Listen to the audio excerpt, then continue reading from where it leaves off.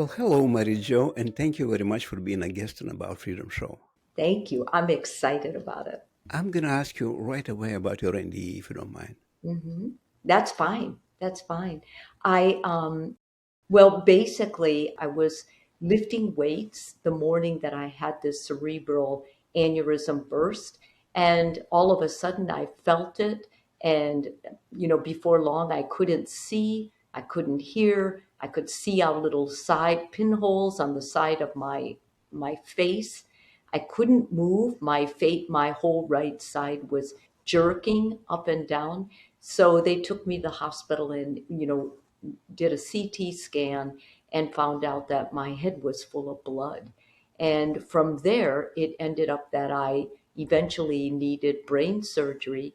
They had to drain the blood and put a clip. I had um, an aneurysm that had burst. So the only what you do then is you try to clean up the blood, and basically that was the medical process. And I did extremely well. But the part of the near death experience was when it happened. What It's excruciating, painful. So my first intuition was to basically hold on, because you can't go mad, you can't go crazy. And I said a prayer at that time. I was scared. I thought I was dying. I was quite sure I was.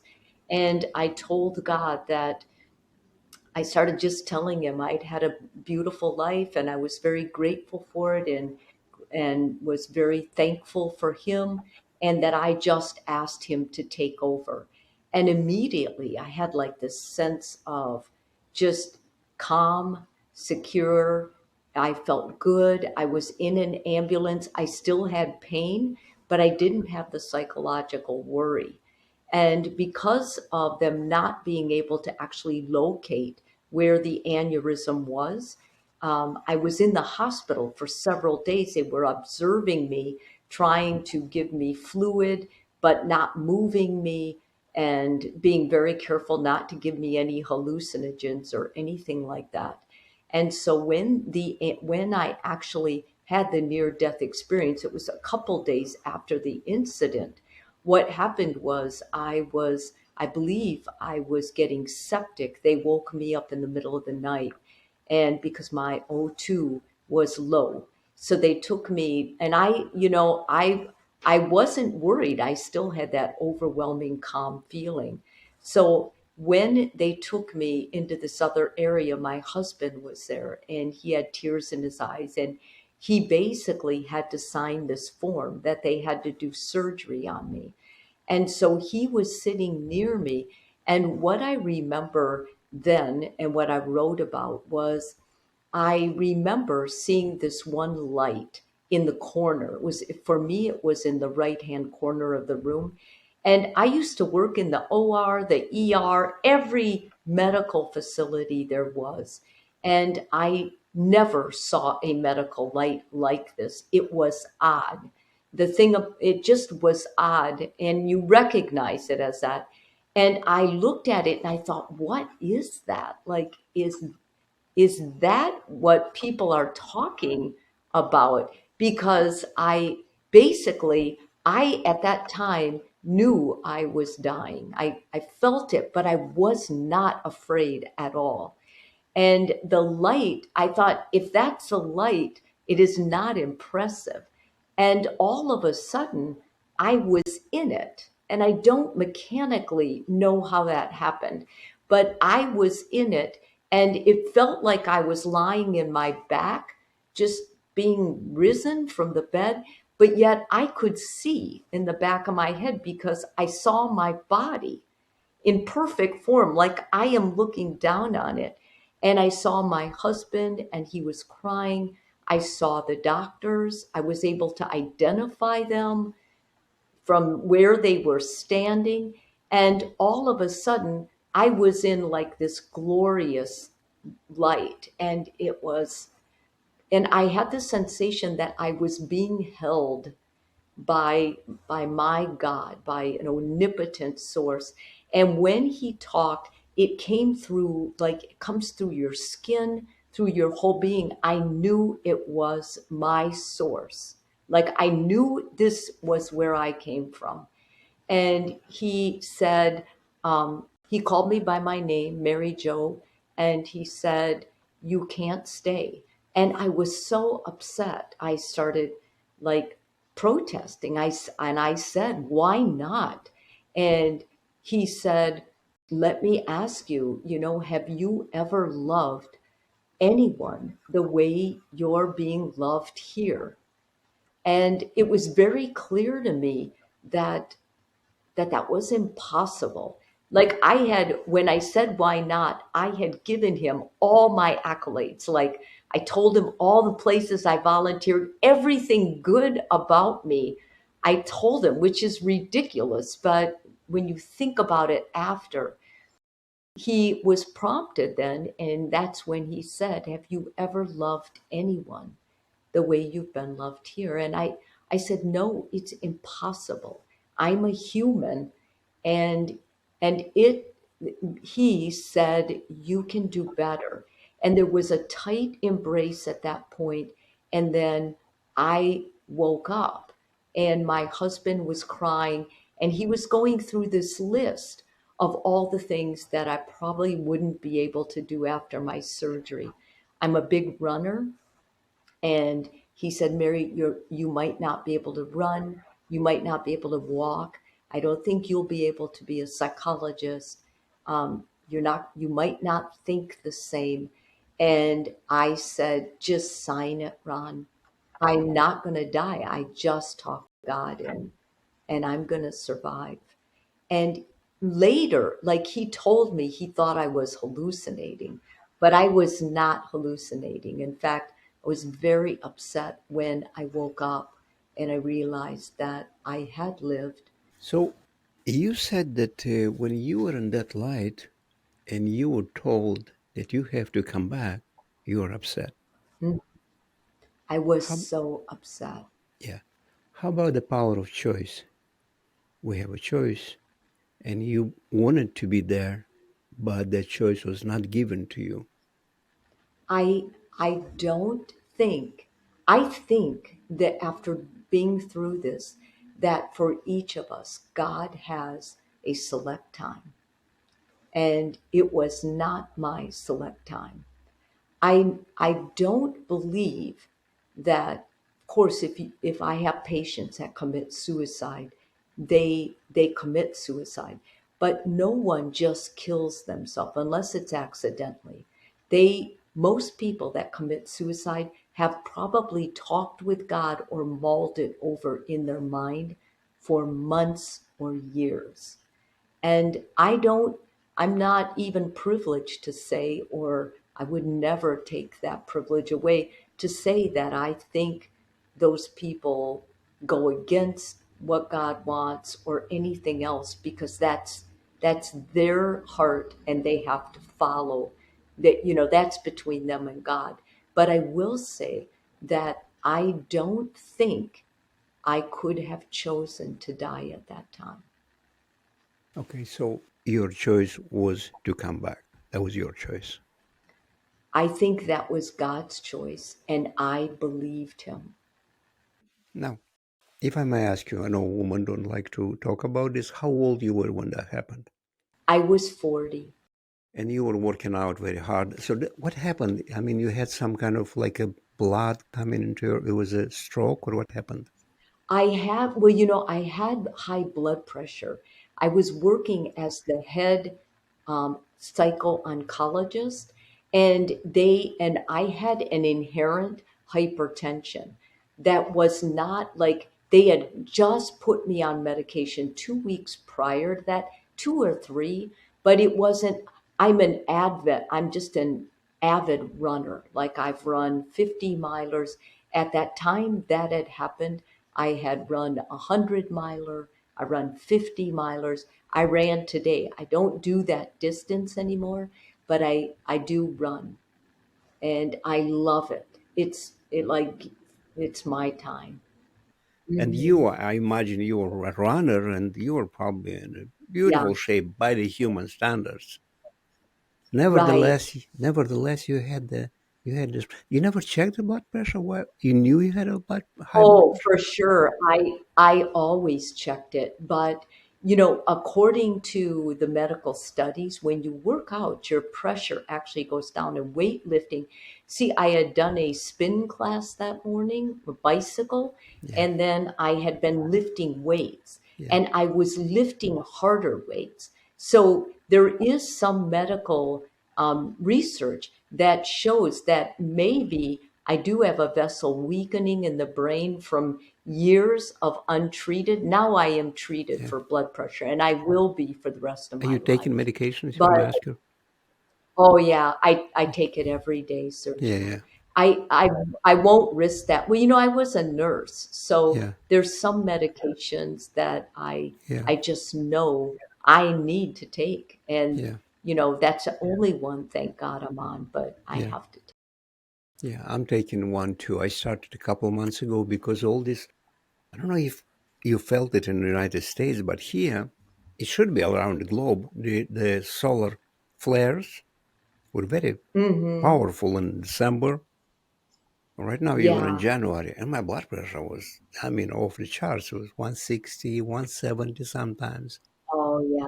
Yeah. And I went Mm-hmm. to the doctor and he prescribed me some meds. And I took it for about a month and I saw my blood pressure is okay. And I stopped taking it.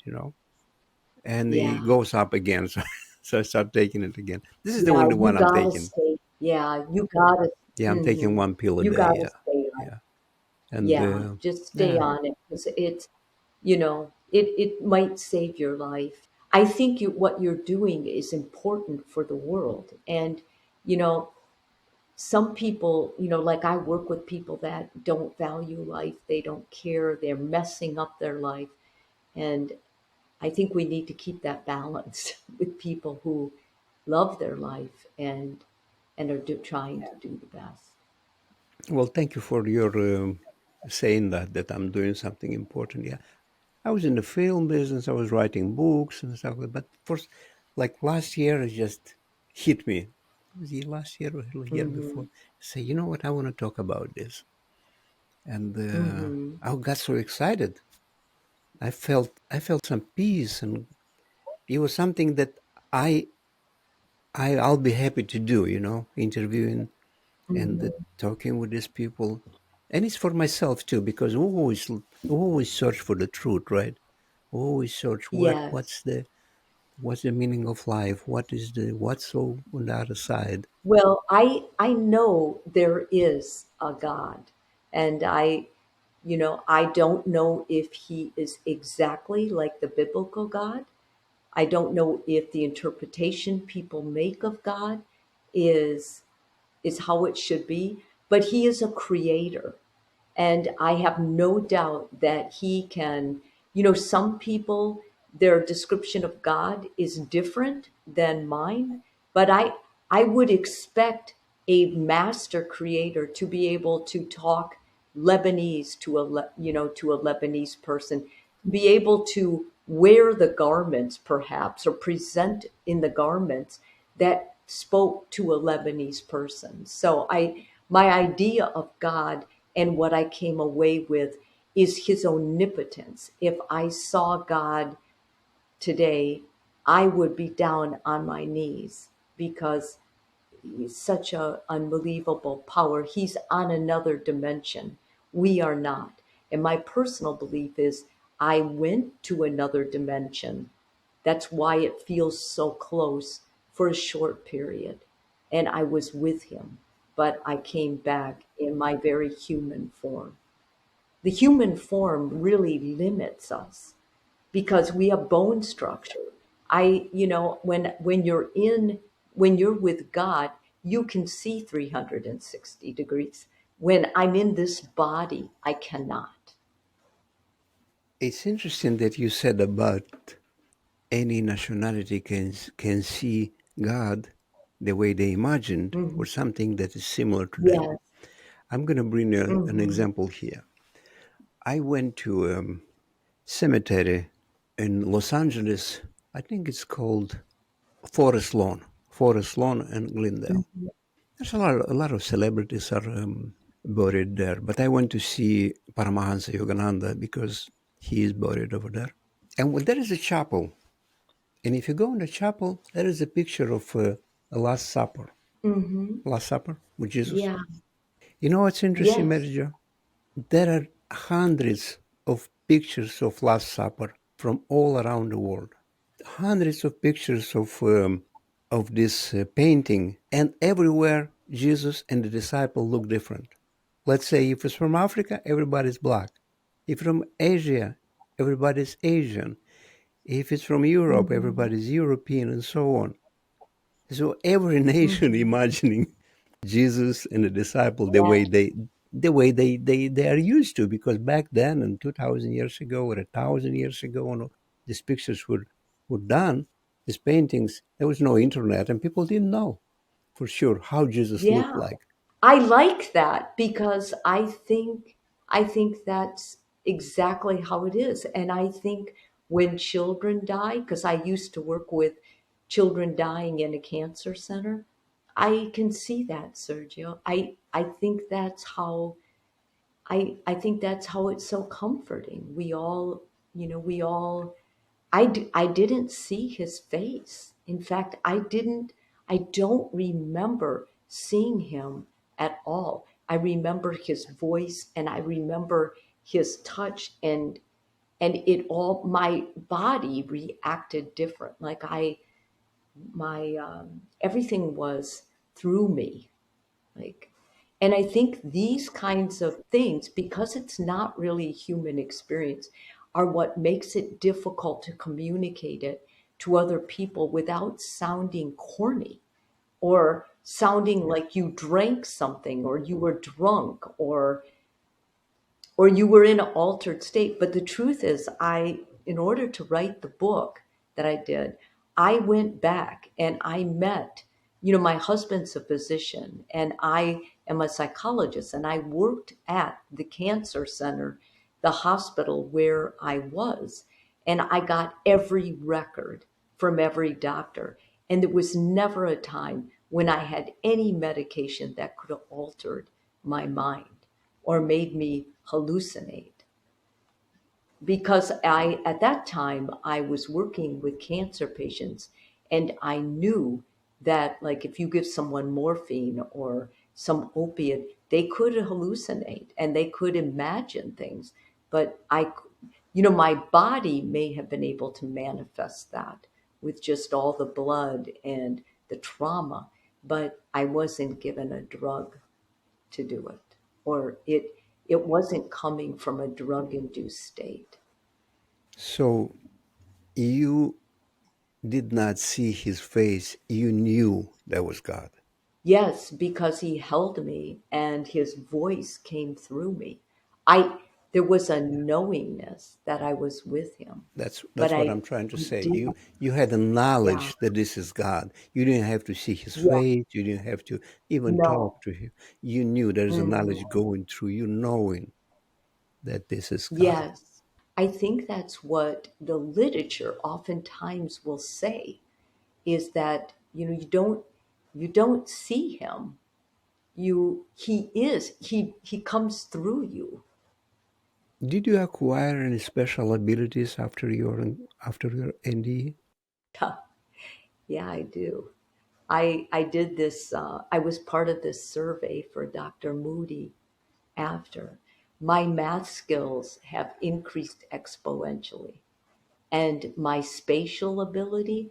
I used to never be able to tell north, south, east, west, and I was terrible at, like, mapping or anything geometrical, and those skills greatly improved. In fact, my math skills increased so much that I used to use paper and pencil to add everything up, or a calculator. It's all in my head now. Wow, I use a calculator. I Yeah. know. Well, I believe me, I needed more than a calculator before Yeah. this happened. I was terrible. I was terrible with those skills. And I Okay. also have much more of a feeling that of time and space. There was none, and and we're very limited by it here. And also the value of your body. Like, my body allows me to do what I need to do, but I don't adorn it, um, or I don't glamorize it or make it. Not Yeah. that I don't get dressed up, not that I don't like to look pretty now, but it it's a different sense. Um, there's much less attachment to it. Yeah. You're on a different level about this. Yeah. Now, when you came back from that dimension, did you feel like a stranger on this earth? What was your Oh, perception of life on earth after you came back? it's not genuine, and I still feel that every once in a while. I feel like, you can sin, and anybody who hasn't had this experience can sin or be really awful, and you can still make an excuse for that and say, well, I didn't know, or I'm not really sure there's a God, and this is my life, and I want to do this, but I no longer have that luxury, because, and I used to do that. So I can see the significance of that difference, and I feel it. I have to take responsibility for every sin I commit, because I know it matters. I know there is a God, and I know I will be accountable for what I did here. What do you mean accountable? What do you imagine how you're going to be accountable? You have to pay for your sins, or you're going to go to hell for a while, or to some kind of void for a while. What do you mean by accountable? I mean, I won't be able to give an excuse that, God in my experience had incredible mercy, like, un, unbelievable, and just unbelievable. I can't tell you that enough. That um and and it would have been easy for me at that point to say, I didn't know. I'm sorry, I really screwed up. I didn't know. But I can't say that. So now I'll have to stand up and say, I knew it. Maybe I didn't trust it enough. I don't go on with what I think. I have no idea, Sergi. And I wouldn't pontificate about it because I don't know. People have asked me, do you think this was Jesus Christ? I believe it was God the Father, my creator. I am sure that Christ, his son, manifested through him, or whatever anyone else would say. But for me, it was God the Father. And I don't know what he will do, but whatever he does, it will be done with grace and mercy. I do know that. Okay, were you a believer before you had this experience? Were you an atheist or a believer? What was your I would say that I was the most estranged from God at the time this happened, as I probably have been in my life. I was raised a believer. I've always I believed, but I believed with skepticism. And then but I always believed and I always prayed. But at the time, for about a year, I had been very distant from God. I I felt like I questioned God with all the death and dying I was seeing with little kids in the cancer, in the pediatric cancer center. And yeah, I my relationship with him was distant. how long you worked as a nurse before this incident? Well, I was a nurse before I was a psychologist, and I was a psychologist. My nursing career was 5 years, and then I became a psychologist. But at the time this happened, I've always worked a lot with doctors and doctors' offices, and I still do in my clinical practice. But at that time, I was the head psycho-oncologist, which means I was the psychologist for a cancer center. And the cancer center worked with pediatrics and adults. Okay, so now being in that position, that work, you probably heard some stories. Did anybody tell you about any NDE stories, any patients? Not NDEs, but I did have patients who were dying and they were seeing things. And they actually would tell me that they saw angels and they came and sit on their bed at night. And you believe them? I didn't know what to think. I usually did not believe them at that time. In fact, I had a lot of guilt about that. I I thought that I thought that they were, I wasn't sure. A lot of my patients were on morphine, and when you because they were dying, and they do that. That's a typical drug to be on to ease the pain. And so I wasn't sure if it was induced by the morphine, but I do believe whatever they were seeing helped them. It did help them die. But I didn't give the stories as much credibility as I should have in retrospect. Okay, so now Because you believe. now I fully believe them. Especially, I should have believed when a 15-year-old boy who made me promise never to tell anybody, his friends, because he would be bullied at school, when he told me that angels came and sat with him at night. And and he ended up dying 3 days after that. And I live to regret that I did not believe him. I didn't tell him I didn't believe him, but I left the room not really believing. And now you believe them more. Yeah, You believe. for Okay. sure. For sure. All Yeah. right. So why do you think you were sent back?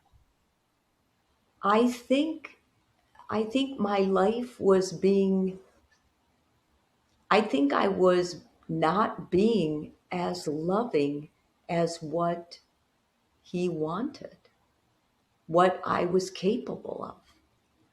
And I told you that I was a believer, and then I stopped being as close to him, and my relationship was more estranged than it had been. And I think it was his way of getting me back on track. So you had to come back to earth to learn how to love. Yeah, well, I think he knew that I knew how to love. I know how to love. But I think I was on a path that was becoming very self-centered and selfish. And Yeah. so that was a wake-up call of who I really like. I got to see myself at my best, and I have to try and make that every day, that commitment to be the better version of me. So how do you express that better version of you in everyday life? Well, it comes first of all, the way I counsel has changed.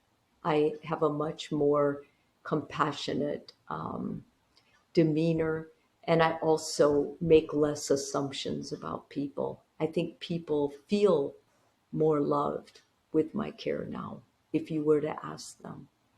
I also have focused less on monetary benefits and more on giving in abundance, even if it means that I will go without. That's a big, big deal. Yeah, at this point you understand that the monetary you cannot take it with you. The only thing you can take is what you became and the love you gave and Right. And relationships are much more vital. yeah.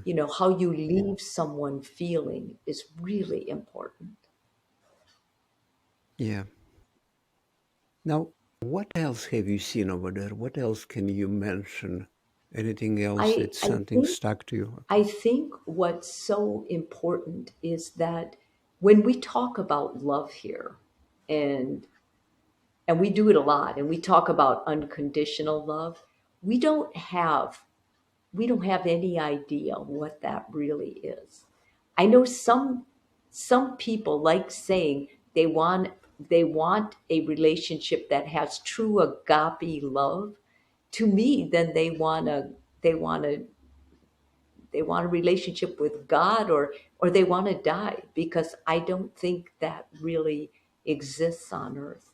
I think our urgency, I think with social media it's becoming less likely, and I think with this um, ethical non monogamy, I think it's just another way to keep relationships superficial, sexual, and then move on.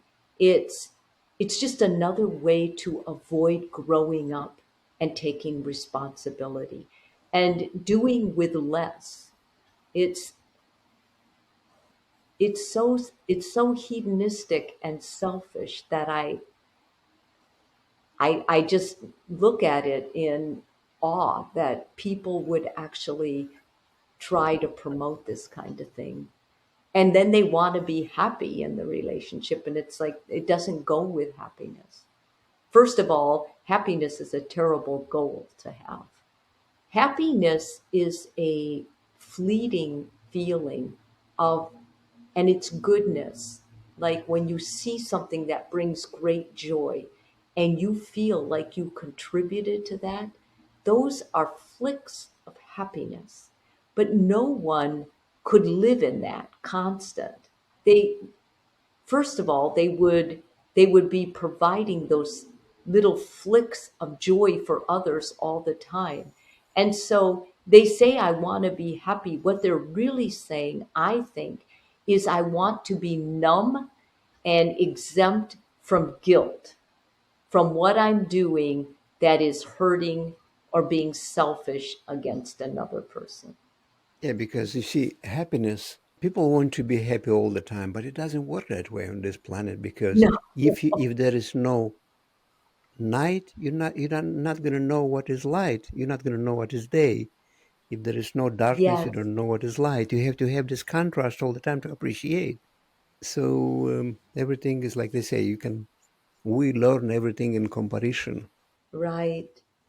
I think going for a I think striving for contentment and with moments of clear appreciation and clarity and compassion are really good goals that will help you be a better person. I'm going to ask you a couple questions. I see you are a sex therapist. Can you explain that? Mhm. What a sex therapist does? So sex therapists basically help the person when, like I work a lot with urologists, internists, when you have a problem with your sexuality, maybe you have ED, or you have low libido, or you have premature ejaculation, or you have porn addiction, or you have a sex addiction, and you go to the doctor and they try to give you medication, or they try to see what's going on and help you fix it, but they do what they can medically, but then you've got all this stuff in your head that are basically the wasteland of living with this, of the habits you've created. That's when you see a sex therapist. It's undoing all the bad habits, all the negative thoughts, and basically helping you restore yourself so you can actually give love to another person many times and be intimate that don't involve your sexual organs. Or if they do, it's a healthier one. Sexuality is really interesting. People think that that you'll get bored with sexuality, but that's really a shallow minded person, because there's 6 forms of intimacy that include the penetration and the sexual part. But the other six, like spiritual, experiential, adventure, intellect, just being able to be vulnerable, touching and hugging each other, demonstrative, those those are really the glue of the relationship. If you take a relationship and you make it all about sex, it won't get deeper. It will stay on a shallow level and it will end up coming apart. So basically, most of my clients are men, and they've lived in this world where they can't grow up, and they've had sex many times. They're addicted to porn. They can no longer have sex with a real live person because it requires depth, it requires vulnerability and real true intimacy, the experiential, the spiritual, and all of those. And unfortunately, when you're addicted, it wipes out all of those. It basically hibernates those. And all that matters is your next fix. And so those individuals are truly living a hell of their own. Let me ask a question about are you afraid of that? I am afraid of the dying process. It is scary as hell. But I'm not afraid once God is talking back and forth to me. Once he starts, once I start that connection, I'm not scared. Now, if people want to find out more about you, about your work, about what you do, about your books and about your business, how they can do that, if you don't mind sharing? Oh, I really appreciate your asking. They can go to my website. It's my name, MaryJoRapini.com. And they can also look for me on YouTube. It's my name. And Instagram. It's at Mary Jo Rapini. Those are probably the three best ways. Thank you for watching About Freedom Show. I really appreciate you. Click on one of the videos below and don't forget to subscribe.